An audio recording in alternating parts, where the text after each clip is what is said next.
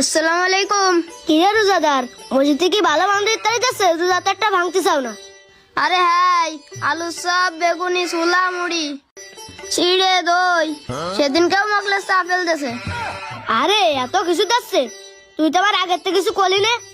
তোকে আর কি কব, তোরা কি রোজা থাকিস? আজকেও শুনলাম এরকম বড় বড় রসগোল্লা দেবে। কি ইফতারিতে রসগোল্লা দিচ্ছে? এ তো আমার মিস করা যাবে না। এই রসগোল্লা আমার যে কোনো ভাবে খাতেই হবে। কালকে আবার জোহর মাস্টারের ইফতারি। কালকে চিড়ে মুড়ি দেবেন না, কালকে বিরিয়ানি দেবেন। ওরে আল্লাহ, কি কোষ! এবার ঝড় মাস্টারের বিরিয়ানি দিচ্ছে, জিরামক আমার বিরিয়ানি খাতেই হবে। খাবি ঠিক আছে, যারা রোজা থাকে না তাকে তো দেয় না। তুই তো রোজা থাকিস, তাহলে তুই একটা কিছু কোয়া যাতে আমরা খাতে পারি।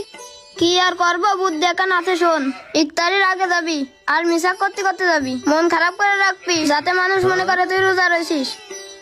ইফতারির সামনে নিয়ে শুধু আল্লাহ আল্লাহ করবি যাতে মানুষ সান্ত্বনা করে। ও ভালো একটা যুক্তেছিস, স্বাধীন পাঞ্জাবি পরে আসিস। শোন, মসজিদে তো আর মিশা কথা কওয়া যায় না।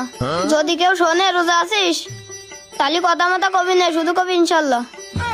সব বুদ্ধি শিখে ফেলাইছি। আজকে জিরাম করি ওকে এই বুদ্ধি কাজে লাগাই ইফতারি আমার করাই লাগবে।